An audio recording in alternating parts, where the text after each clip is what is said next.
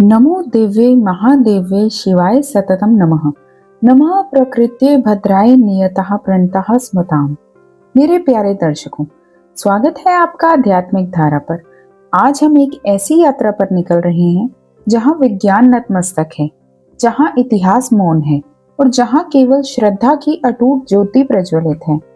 हम बात कर रहे हैं देवभूमि हिमाचल की कांगड़ा घाटी में स्थित ज्वालामुखी मंदिर की।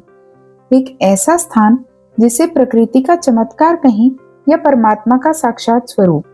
यहाँ सदियों से 9 पावन ज्वालाएं बिना किसी ईंधन के जल रही हैं। सनातन धर्म में अग्नि को केवल एक तत्व नहीं बल्कि एक देवता माना गया है। हमारे ऋषियों ने ऋग्वेद का आरंभ ही अग्नि की स्तुति से किया। अग्नि ही वो माध्यम है जो हमारी प्रार्थनाओं को देवताओं तक पहुंचाती है। लेकिन आमतौर पर अग्नि को प्रज्वलित रहने के लिए घी, तेल या लकड़ी की आवश्यकता होती है, किंतु ज्वालामुखी की ये दिव्य ज्योतियां इन सभी भौतिक नियमों का खंडन करती हैं। यहाँ पत्थर की दीवारों से स्वयं अग्नि प्रकट होती है। ये इस बात का प्रमाण है कि शक्ति निराकार भी है और साकार भी। हिमाचल प्रदेश के कांगड़ा जिले में स्थित ये शक्ति पीठ केवल एक धार्मिक स्थल नहीं बल्कि आध्यात्मिक ऊर्जा का केंद्र है। चारों ओर पहाड़ियों का घेरा और बीच में स्थित ये स्वर्ण गुंबद वाला मंदिर। जैसे ही आप मंदिर की सीढ़ियां चढ़ते हैं, वातावरण में एक अजीब सी ऊर्जा महसूस होती है। यहाँ कोई मूर्ति नहीं है, यहाँ पूजा होती है प्रकाश की, पूजा होती है अग्नि की। ज्वालामुखी मंदिर उन 51 शक्ति पीठों में से एक है जिनकी स्थापना सती के अंगों के गिरने से हुई थी। तंत्र चूड़ामणि के अनुसार यहाँ माता सती की जिह्वा यानी जीभ गिरी थी। जीभ जो हमारी वाणी का स्रोत है, जो मंत्रों के उच्चारण का आधार है। यही कारण है कि यहाँ माता साक्षात ज्योति बनकर प्रकट हुई हैं, ताकि वे अपनी प्रजा की प्रार्थनाएं सुन सके और उन्हें अपनी शक्ति से प्रकाशित कर सके। इतिहासकार बताते हैं कि इन ज्वालाओं का वर्णन सतयुग, त्रेता और द्वापर में भी मिलता है। स्थानीय मान्यताओं के अनुसार सतयुग में जब देवताओं और दानवों के बीच युद्ध हुआ, तब माता ने अपनी शक्ति से असुरों का संहार किया और अंत में इस स्थान पर विश्राम किया।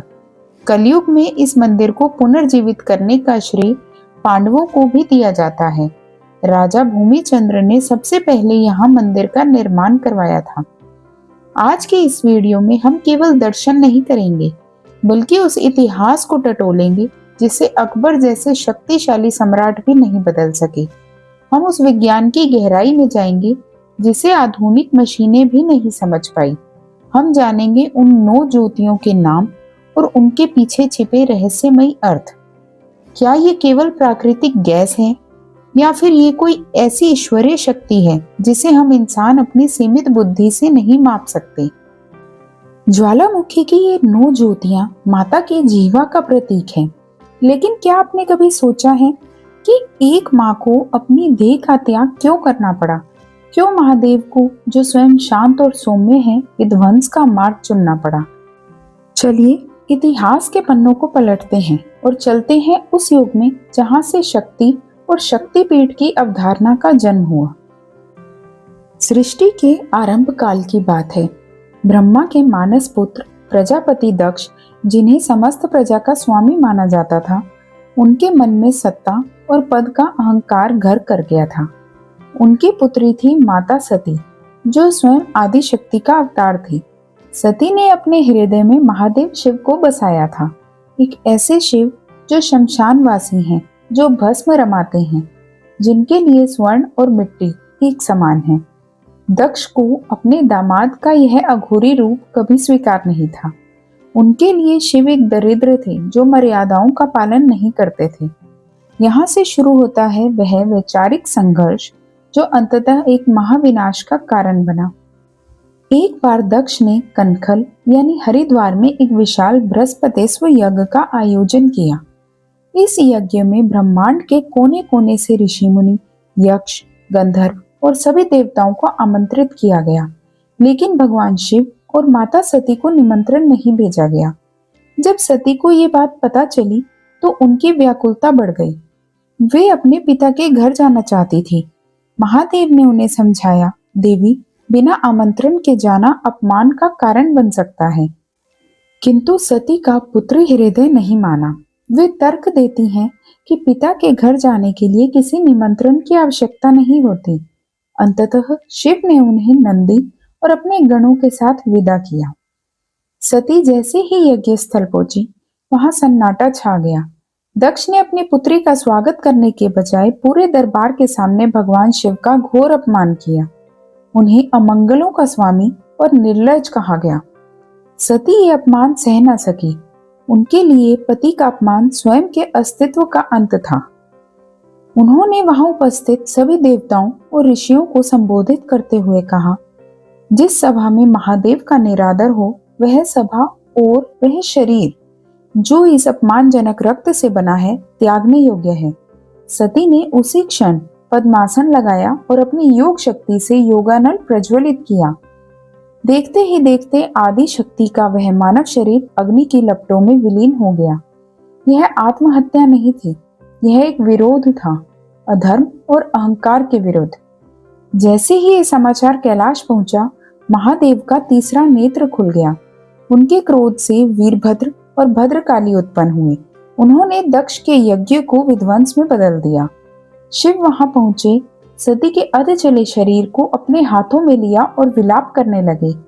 महादेव का ये शोक सामान्य नहीं था। वे सती के शरीर को लेकर संपूर्ण ब्रह्मांड में भटकने लगे।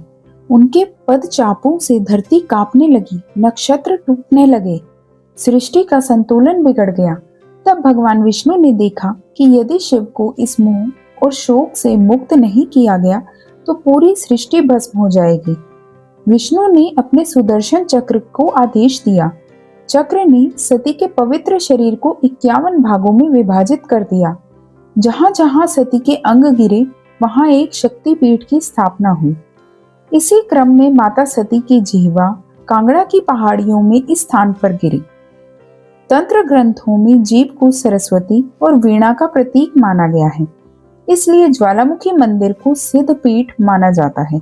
यहाँ माता पत्थर की मूर्ति बनकर नहीं बैठी, बल्कि वे सत्य की तरह प्रकाशमान होकर प्रकट हुई। वे 9 ज्योति स्वरूपों में इसलिए प्रकट हुई क्योंकि जीभ स्वाद, शब्द, मंत्र और सत्य का संगम है। यहाँ की मिट्टी धन्य हो गई क्योंकि उसने माँ की जीवा को धारण किया, जिसने महादेव को महादेव कहा था। माता सती की पावन जीवा जब इस धराधाम पर गिरी तो वह केवल एक पुंज नहीं थी, बल्कि उसमें आदि शक्ति के 9 रूप सम्माहित थे। ज्वालामुखी मंदिर का गर्भगृह कोई साधारण स्थान नहीं है। ये ब्रह्मांड की उस परम ऊर्जा का केंद्र है जिसे हम नवदुर्गा कहते हैं। चलिए श्रद्धा के साथ कदम बढ़ाते हैं और एक एक कर इन 9 शाश्वत ज्योतियों के दर्शन और उनके अर्थ को समझते हैं। सबसे पहले और सबसे विशाल ज्योति जो मुख्य कुंड में स्थित है, वह है माता महाकाली। महाकाली समय की देवी हैं। काल का अर्थ है समय, और जो समय से भी परे है वह काली है। ये ज्योति गहरे नीले और तीव्र लाल रंग की लपटों के साथ जलती है। ये ज्योति हमारे भीतर के तमस यानी अंधकार और आलस्य को भस्म करने का प्रतीक है। जब भक्त इस ज्योति के दर्शन करता है तो वह काल के भय से मुक्त हो जाता है। मार्कंडेय पुराण के अनुसार काली ही वह शक्ति है जिसने रक्त बीज का अंत किया था। यहाँ ये ज्योति बिना किसी तेल के पत्थर को फाड़कर निकल रही है, जो ये बताती है कि सत्य को किसी आधार की आवश्यकता नहीं होती। महाकाली के समीप ही प्रज्वलित है माता महालक्ष्मी की ज्योति। लक्ष्मी केवल धन की देवी नहीं है, वे श्री हैं, यानी वो सौंदर्य और व्यवस्था जो इस सृष्टि को चलाती है। ये ज्योति सुनहरी और स्थिर है। ये हमारे जीवन में सत्व गुण का संचार करती है। भक्त यहाँ अपनी भौतिक बाधाओं को दूर करने की प्रार्थना करते हैं। ये ज्योति हमें सिखाती है कि जैसे अग्नि सबको प्रकाशित करती है, वैसे ही धन और संसाधन भी दूसरों के कल्याण के लिए होने चाहिए। तीसरी ज्योति महासरस्वती। चूंकि यहाँ माता की जीवा गिरी है, इसलिए महासरस्वती का स्थान अत्यंत महत्वपूर्ण है। ये ज्योति श्वेत और शांत आभा लिए हुए है। सरस्वती विद्या, कला और संगीत की अधिष्ठात्री हैं। विद्यार्थी और साधक इस ज्योति के सामने विशेष रूप से शीश नवाते हैं। कहा जाता है कि इस ज्योति के दर्शन से जड़ बुद्धि भी चेतन हो जाती है और मनुष्य की वाणी में सरस्वती का वास होता है। चौथी ज्योति माता अन्नपूर्णा। मंदिर के एक विशेष कोने में अन्नपूर्णा देवी की ज्योति निरंतर जलती रहती है। अन्नम पूर्णम करोति इति अन्नपूर्णा। संसार का कोई भी जीव भूखा ना रहे, ये माता अन्नपूर्णा का संकल्प है। पौराणिक कथाओं के अनुसार स्वयं भगवान शिव ने भिक्षा पात्र लेकर अन्नपूर्णा से भिक्षा मांगी थी ताकि वे संसार का भरण पोषण कर सके। इस ज्योति का दर्शन हमें त्याग और सेवा की प्रेरणा देता है। पांचवी ज्योति माता चंडी। ये ज्योति अत्यंत ओजस्वी और तीव्र है। चंडी का अर्थ है वह जो प्रचंड है। ये हमारे भीतर की षड रिपुओं यानी काम, क्रोध, लोभ, मोह, मद, मत्स्य का संहार करती है। चंडी ज्योति के दर्शन मात्र से भक्तों के मन का भय समाप्त हो जाता है और साहस का संचार होता है। छठी ज्योति विंध्यवासिनी यानी योग माया। विंध्याचल में वास करने वाली माता यहाँ ज्योति रूप में विराजमान है। ये ज्योति भगवान कृष्ण की बहन योग माया का प्रतीक है, जिन्होंने कंस के हाथों से छूटकर आकाश में बिजली की तरह चमकते हुए भविष्यवाणी की थी। ये ज्योति माया के आवरण को हटाकर सत्य के दर्शन कराती है। सातवीं, आठवीं और नौवीं ज्योति हिंगलाज, भवानी और अंजी देवी हैं। हिंगलाज माता, जो वर्तमान में पाकिस्तान के बलूचिस्तान में मुख्य पीठ है, उनकी उपस्थिति यहाँ ज्योति रूप में है। ये ज्योति भारत की आध्यात्मिक अखंडता का प्रतीक है। भवानी, जो संसार की जननी और रक्षक है, और अंजी देवी, जो हनुमान जी की माता अंजनी का स्वरूप मानी जाती हैं। ये ज्योति शक्ति और भक्ति के मिलन को दर्शाती हैं। भले ही हम इन्हें 9 अलग अलग नामों से पुकारते हैं, लेकिन वास्तव में ये एक ही परम ज्योति की 9 किरणें हैं। जैसे सूर्य का प्रकाश एक है पर इंद्रधनुष के 7 रंगों में बढ़ जाता है, वैसे ही ज्वाला माता की ये ऊर्जा हमारी 9 भावनाओं और 9 चक्रों को जागृत करती है। 9 ज्योतियों के दिव्य दर्शन के बाद अब हम समय के उस मोड़ पर खड़े हैं जहां श्रद्धा की परीक्षा ली गई। साल था 1500 के आसपास का। दिल्ली के तख्त पर मुगल बादशाह जलालुद्दीन मोहम्मद अकबर का शासन था। अकबर, जो अपनी विजयों और बुद्धिमानी के लिए जाना जाता था, उसके कानों में एक ऐसी खबर पड़ी जिसने उसकी रातों की नींद उड़ा दी। खबर थी हिमाचल की पहाड़ियों में एक ऐसी ज्वाला जल रही है जो बिना किसी तेल या बाती के जलती है। अकबर एक तर्कवादी शासक था। जब उसके गुप्तचरों ने बताया कि कांगड़ा में ज्वालामुखी नामक स्थान पर पत्थर से आग निकलती है और वह कभी बुझती नहीं, तो अकबर को लगा कि यह कोई जादूगरी या पहाड़ी राजाओं का छल है। उसने उसे खुदा की कुदरत मानने से इनकार कर दिया। अकबर ने ठाना कि वह खुद जाकर इस पाखंड का पर्दाफाश करेगा। तब वह अपनी विशाल सेना के साथ ज्वालामुखी की ओर कूच कर गया। मंदिर पहुंचकर अकबर ने अपनी सेना को आदेश दिया कि पास की पहाड़ी से पानी की एक बड़ी नहर खोदकर सीधी मंदिर की ज्योतियों पर डाली जाए। कल्पना कीजिए, हजारों सैनिक दिन रात फावड़े चला रहे हैं। एक विशाल नहर तैयार की गई। पानी का वेग इतना प्रचंड था कि वह बड़े बड़े पत्थरों को बहा ले जाए। जैसे ही वह पानी मंदिर के भीतर मुख्य ज्वालाओं पर गिरा, एक चमत्कार हुआ। पानी की धार जैसे ही ज्वाला को छूती, वह भाप बनकर हवा में उड़ जाती। ज्वालाएं बुझने की बजाय और भी ऊपर उठने लगी। अकबर क्रोधित हो उठा। उसे लगा कि पानी कम पड़ गया होगा। उसने दूसरा तरीका अपनाया। उसने राज्य के सबसे कुशल लोहारों को बुलवाया और मोटे मोटे लोहे के तवे बनवाए। उसने आदेश दिया कि इन तवों से ज्योतियों के मुख को पूरी तरह ढक दिया जाए और ऊपर से मिट्टी डाल दी जाए ताकि हवा न मिल सके। जैसे ही तवे रखे गए, कुछ ही क्षणों में वे तवे लाल लप्त होकर पिघलने लगे। ज्योतियां लोहे की उन मोटी चादरों को फाड़कर बाहर निकल गई। अकबर का अहंकार अब धीरे धीरे भय में बदलने लगा था। इसी दौरान अकबर के सामने माता के परम भक्त ध्यानु को पेश किया गया। ध्यानु अपने साथ हजारों श्रद्धालुओं को लेकर दर्शन के लिए आ रहे थे। अकबर ने ध्यानु से पूछा, तेरी माँ में क्या शक्ति है? अगर वह सच्ची है तो क्या वह तेरे कटे हुए घोड़े का सिर वापस जोड़ सकती है? अकबर ने ध्यानु के घोड़े की गर्दन काट दी। ध्यानु ने हार नहीं मानी। उन्होंने माता से प्रार्थना की और अपनी भक्ति के बल पर घोड़े को जीवित कर दिया। ये वो पल था जब अकबर को एहसास हुआ कि ये कोई प्राकृतिक गैस नहीं, बल्कि ब्रह्मांड की अधिष्ठात्री स्वयं यहाँ विराजमान है। पूरी तरह पराजित होकर अकबर नंगे पैर माता के दरबार में पहुंचा। उसने प्रायश्चित के रूप में 1.25 मन लगभग 50 किलो सोने का एक अत्यंत सुंदर और कीमती छत्र बनवाया और उसे माता के चरणों में अर्पित करने की कोशिश की। जैसे ही अकबर ने वह छत्र माता के ऊपर चढ़ाया, माता ने उसे स्वीकार नहीं किया। वह छत्र गिर पड़ा और उसका सोना एक ऐसी धातु में बदल गया जिसे आज तक दुनिया का कोई भी लैब पहचान नहीं पाया है। वह ना सोना है, ना तांबा, ना पीतल। वह दिखने में मिट्टी जैसा मटमैला हो गया है। अकबर का दान उसके अहंकार के कारण मिट्टी में मिल गया। आज भी वह नहर ज्वालामुखी मंदिर के पास देखी जा सकती है। आज भी वह छत्र मंदिर के संग्रहालय में सुरक्षित है। वैज्ञानिकों ने इस छत्र के टुकड़े लेकर लैब में टेस्ट किए, लेकिन वे आज तक ये नहीं बता पाए कि वह धातु क्या है। ये पत्थर की लकीर है कि जहां तर्क खत्म होता है, वहां से माता ज्वालामुखी का चमत्कार शुरू होता है।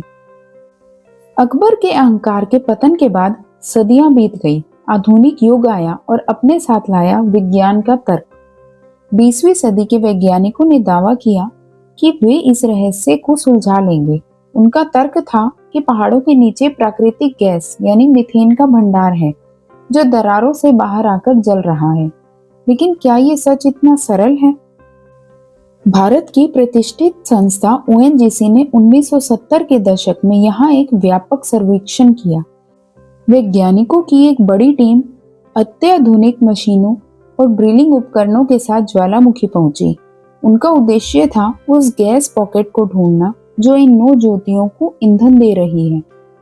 महीनों तक खुदाई चली, पहाड़ों के भीतर गहरे छेद किए गए, लेकिन परिणाम शून्य रहा।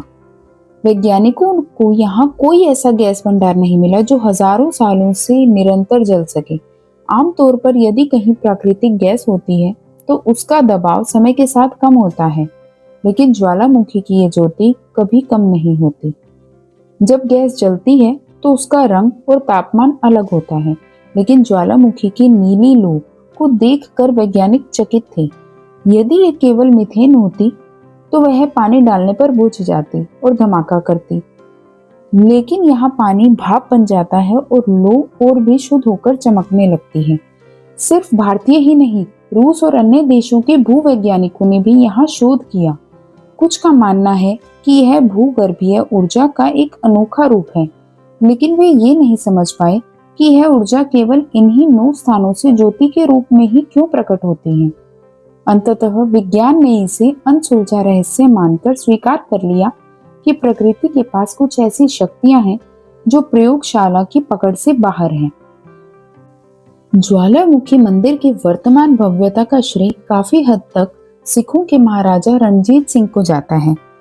सन 1815 में उन्होंने माता के प्रति अपनी अगाध श्रद्धा प्रकट करने के लिए मंदिर के गुंबद को शुद्ध सोने से मढ़वाया था। मंदिर की शैली हिंदू सिख वास्तुकला का एक अद्भुत मिश्रण है। चांदी के विशाल द्वार और नक्काशीदार खंबे ये बताते हैं कि सदियों से भारत के राजाओं ने अपनी तलवारें माता के चरणों में रखकर विजय का आशीर्वाद मांगा है। मंदिर परिसर से थोड़ा ऊपर स्थित है गोरख टिब्बी। ये स्थान नाथ संप्रदाय के सिद्धों और योगियों से जुड़ा है। कहते हैं कि त्रेता युग में गुरु गोरखनाथ यहाँ तपस्या कर रहे थे। उन्होंने माता से कहा कि वे खिचड़ी पकाने के लिए पानी गर्म करें, तब तक वे भिक्षा मांग कर आते हैं। माता ने अपनी शक्ति से कुंड का पानी खौला दिया, लेकिन गोरखनाथ कभी वापस नहीं आए। आज भी उस कुंड का पानी ऐसे उबलता हुआ दिखता है जैसे नीचे आग जल रही हो, लेकिन जैसे ही आप उसमें हाथ डालेंगे वह पानी एकदम शीतल महसूस होगा। ये स्थान सिद्धियों का केंद्र है। मित्रों, ज्वालामुखी की ये यात्रा केवल एक मंदिर का भ्रमण नहीं थी, ये यात्रा थी सती के बलिदान से लेकर अकबर के अहंकार के अंत तक। ये यात्रा थी विज्ञान के तर्क से लेकर सिद्धों के चमत्कार तक। ज्वाला माता हमें सिखाती है कि सत्य कभी बुझता नहीं, चाहे कितनी भी नहरें खोदी जाएं, चाहे कितने भी लोहे के तवे रखे जाएं, सत्य की ज्योति अपना मार्ग बना ही लेती है। ये 9 ज्योतियां हमारे भीतर की 9 शक्तियों का प्रतीक हैं। जिस दिन हम अपने भीतर के अहंकार को भस्म कर देंगे, उसी दिन हमें उस परम ज्योति के दर्शन होंगे।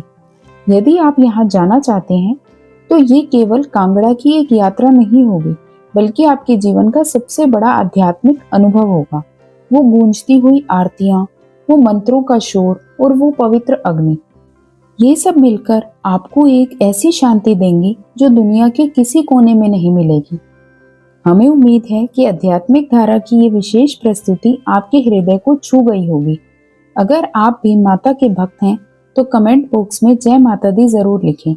इस वीडियो को अपने उन मित्रों के साथ साझा करें जो चमत्कार और विज्ञान के इस संगम को देखना चाहते हैं। अगली बार फिर मिलेंगे किसी और पावन शक्तिपीठ की अनकही कथा के साथ। तब तक के लिए माता की कृपा आप पर बनी रहे। जय माता ज्वाला, जय माता दी।